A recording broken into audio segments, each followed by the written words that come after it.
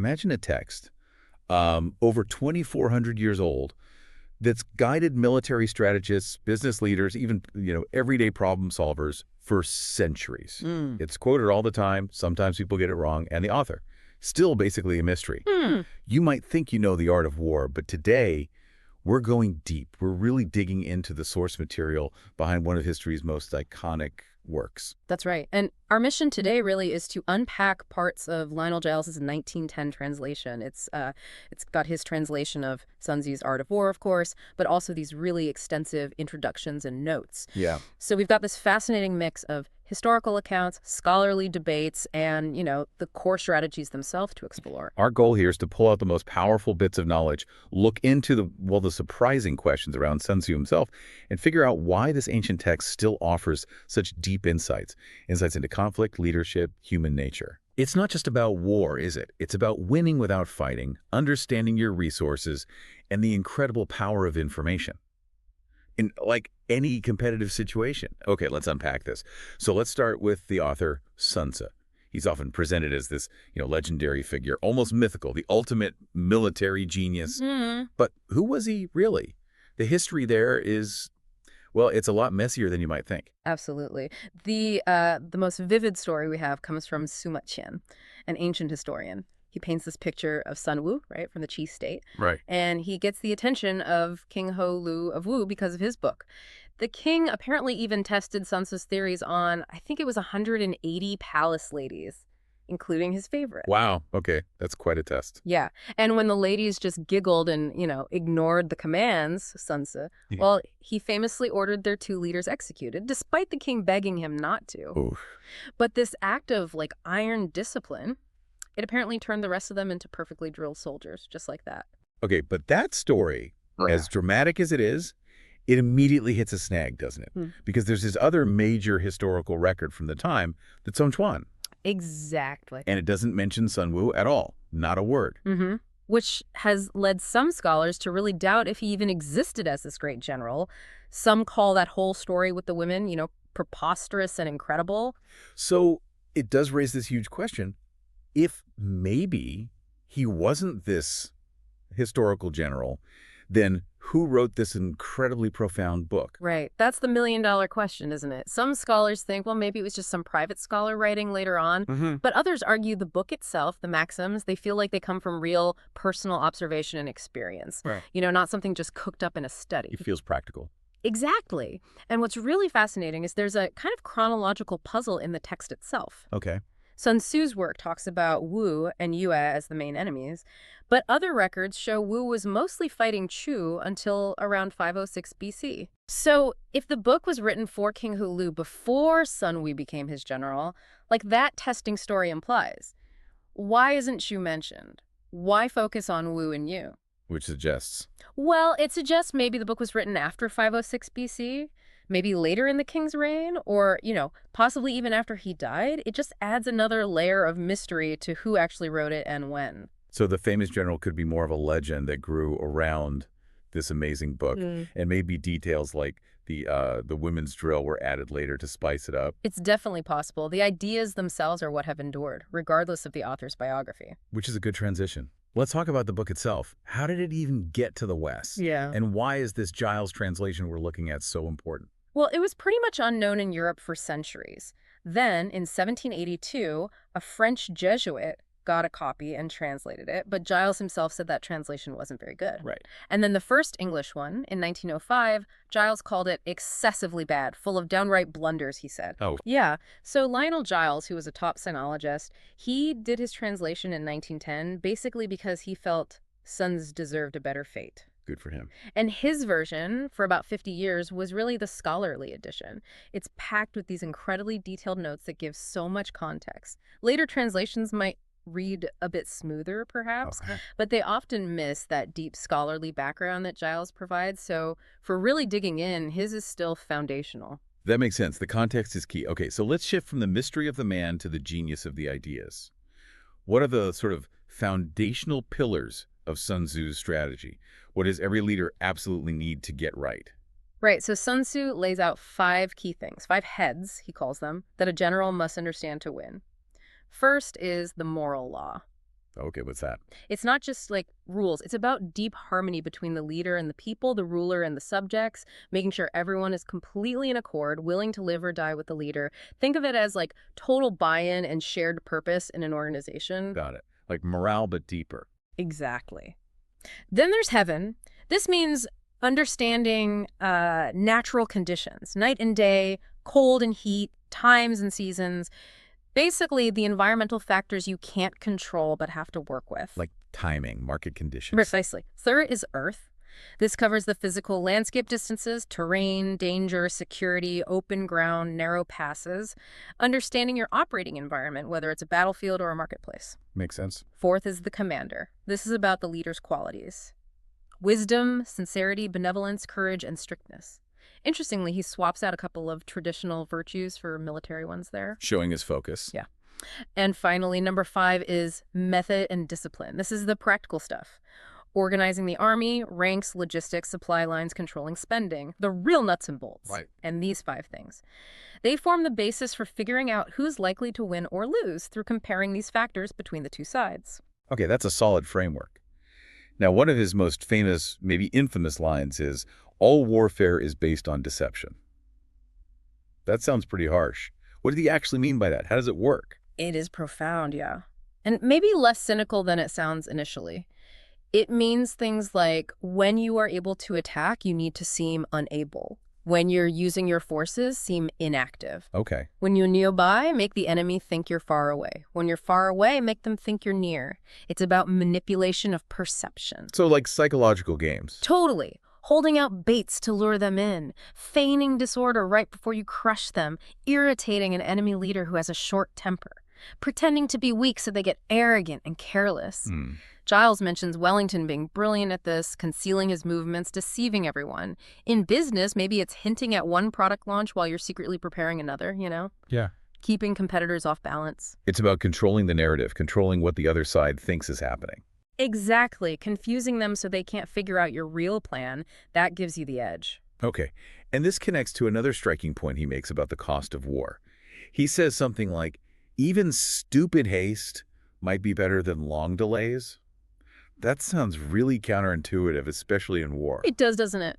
But his point is that long campaigns are just ruinous. They exhaust everyone and everything. Weapons get dull, morale drops, strength fails, the treasury gets emptied. The longer it goes on. The worse it gets. The state, the kingdom just can't sustain that drain. And worse, he says, other rivals will see you're weak and jump in to take advantage. So delay is dangerous. Very. He argues that even a quick, maybe not perfectly planned, stupid haste campaign at least saves on the massive expense and drain of a long one.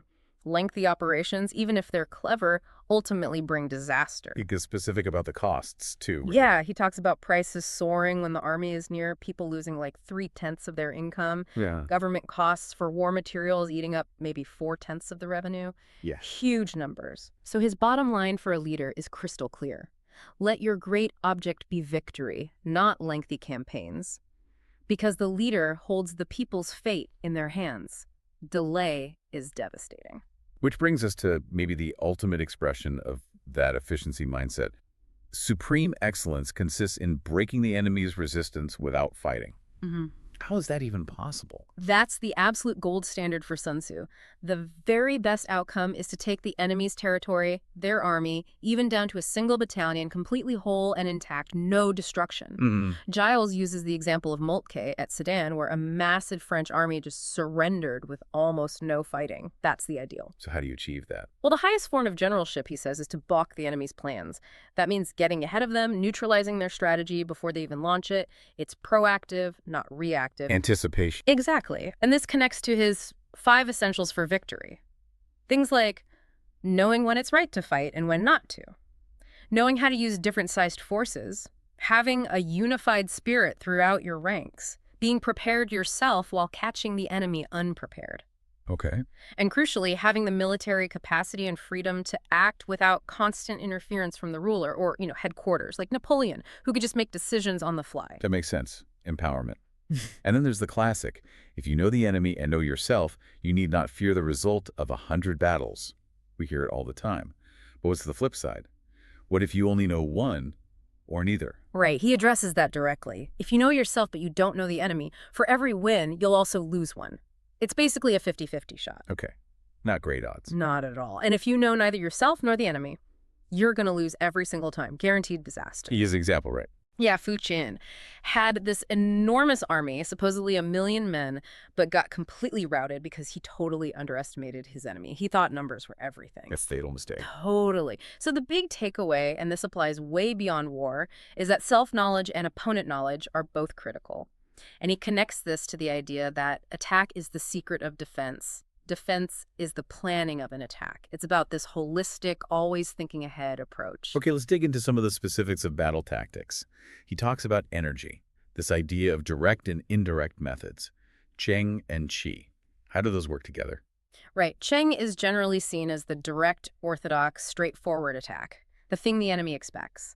Qi is the indirect, unorthodox, surprise maneuver, the unexpected element. Like a feint versus a main thrust. Sort of, but what's really cool is how he says they're mutually interchangeable. They flow into each other like two sides of a circle. What's direct, Cheng, can suddenly become indirect, Qi, and vice versa. The key is constantly confusing the enemy by making sure they fix their attention on one thing, that becomes the Cheng, while you hit them with something else they didn't see coming, the Qi. The goal is impact, like a grindstone dashed against an egg. Total, overwhelming force applied at the right weak point. He uses some great analogies there, too. Oh, yeah, very vivid. The onset of troops is like the rush of a torrent, and the quality of decision is like the well-timed swoop of a falcon, holding back, patient, then striking with full force at the perfect moment. That falcon image is powerful, holding back until the time is right. Exactly. Precision and timing. He also says things like, simulated disorder postulates perfect discipline, and simulated weakness postulates strength. This feels like more deception, but aimed internally. How does that relate to managing your own troops? It's partly deception towards the enemy, making them misjudge your condition, but it also speaks to the general's absolute control and the need for secrecy, even from his own soldiers. Secrecy from his own side. Yes. Giles provides an example from the commentator Tumu about Pen Chao, a famous general. Campaigning against Yarkand, he apparently told his officers one plan, knowing enemy spies would overhear it. But his real plan was different. Wow, using his own officers to spread disinformation. Exactly. Sun Tzu compares leading an army to, like, driving a flock of sheep, just pointing them where to go willy-nilly without them knowing the ultimate destination or the strategy. They just need to know whether to advance or retreat. That's a pretty stark view of leadership. Very top-down. It is. It emphasizes the general's singular vision and the need for absolute obedience and secrecy to execute complex plans. Okay. He also talks about tactics being like unto water, flowing away from high places, seeking the low, hitting the weak spots. That suggests incredible adaptability. It does. Water takes the shape of its container, right? He says warfare is the same, no constant conditions. A truly brilliant commander, a heaven-born captain, can change tactics based on the opponent and the situation and still win. But that adaptability isn't without risks. He warns about 5 dangerous faults in a general. What are those? Right. These are pitfalls that can lead to disaster. First is recklessness. Just rushing into death doesn't win battles. Sure. Second is cowardice. Being too focused on just staying alive, unwilling to take necessary risks, which leads to capture. The opposite problem. Exactly. Third, a hasty temper. Being easily provoked by insults or setbacks. Fourth, a delicacy of honor. Being too sensitive to shame or reputation, even if it's unfair. Interesting. Like being too proud. Maybe, or too worried about appearances. And the fifth one is really interesting, over-solicitude for his men. Caring too much for your troops. How is that a fault? Because it can lead to hesitation, sacrificing military advantage for their immediate comfort or safety. It's seen as short-sighted, potentially prolonging the war and causing more suffering in the long run. Giles actually cites the efforts to relieve Ladysmith during the Boer War as a possible modern example of this costly diversions driven by concern for the besieged troops. That's a tough balance for any leader. Yeah. Strategy versus immediate welfare. Absolutely. It's a constant tension. He also gets really specific about different types of ground, different terrains. And this ties into another potentially controversial idea, that sometimes a ruler's commands must not be obeyed. How does he justify that? Yeah, that's a bold claim. Yeah. He basically argues that military necessity on the ground can trump orders from the capital. If the general knows fighting won't lead to victory, they shouldn't fight, even if the ruler says so. Wow. And conversely, if victory is certain, the general must fight, even if the ruler forbade it. It puts immense responsibility and power in the general's hands. The person on the spot knows best. That requires incredible judgment. And trust from the ruler, ideally. He also lists 6 calamities, ways armies get defeated due to leadership failures, things like insubordination because the soldiers are strong but officers are weak, or officers getting angry and fighting out of pure resentment. It's all about flawed leadership and discipline. And the terrain types, the 9 situations. Right. He outlines 9 different types of ground, like accessible ground, entangling ground, hemmed-in ground, desperate ground, and gives specific tactics for each. What? Well, for hemmed-in ground, where retreat is difficult, he suggests blocking your own escape routes. Why would you do that? To force your soldiers into a desperate ground mentality, knowing there's no retreat, they'll fight with incredible ferocity to break through. He mentions General Cao Huan doing this, blocking his own retreat with wagons, forcing his men to fight like demons and win. Putting your own back against the wall deliberately. Intense. Okay, let's shift to something Sun Tzu considers maybe the most crucial element of all. Intelligence. Spies.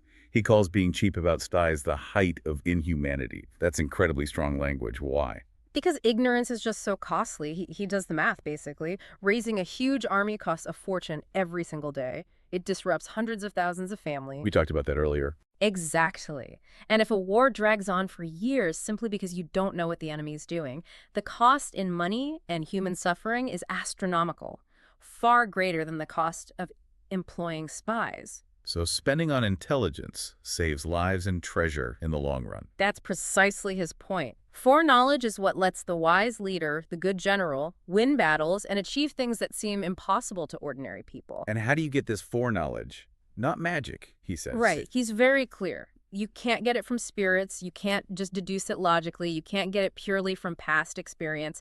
It has to come from other people who know the enemy's situation. It comes from spies. Which leads to his famous 5 classes of spies. What are they? It sounds like a whole system. It really is a sophisticated system. Yeah. First, you have local spies. These are just inhabitants of the enemy's district that you employ. Okay, boots on the ground. Yep. Second, inward spies. These are enemy officials you've managed to corrupt or turn, maybe disgruntled subordinates, greedy officials, people with grievances. They give you inside information. Exactly. Third, converted spies. These are enemy spies that you capture and then turn, usually with big bribes and promises. They're crucial because they can feed false information back to the enemy. Double agents. Ah, okay. Very important. Extremely. Fourth, doomed spies. This is maybe the most ruthless category. You deliberately give false information to your own agents, let them get captured by the enemy, or let them escape to the enemy, so they deliver this fake intel. Then, presumably, they're exposed and killed by the enemy, hence doomed. Wow. Sacrificing your own spies. Yeah. Pan Chao apparently used this tactic too, letting prisoners escape with false plans. And fifth, surviving spies. These are your regular spies who go into the enemy camp, gather information, and come back alive with actual news. They need to be smart, tough, adaptable. That's an incredibly elaborate intelligence network. He calls it divine manipulation of the threads. It really sounds like the converted spy, the double agent, is the key to making it all work. Absolutely. Giles's notes emphasize this too. The converted spy is essential because their information helps you recruit the local and inward spies. They enable you to use the doomed spy effectively by confirming, falsely, the information they carry. And they help you deploy and task the surviving spies. They're the linchpin. But using doomed spies, feeding your own people false information knowing they might be killed, that seems incredibly risky internally, doesn't it? Trust must be a huge issue. It absolutely highlights the ruthless pragmatism involved here and the extreme level of secrecy Sun Tzu demands. He says you need to treat spies better than anyone else, reward them generously, but maintain absolute secrecy, even communicating mouth to ear, just whisper quiet. Total compartmentalization. Precisely. He mentions historical figures like Yi Qi and Lu Ya, who essentially served as high-level converted spies or defectors, whose knowledge was critical in overthrowing entire dynasties. It shows the immense strategic value he placed on getting that inside edge through human intelligence.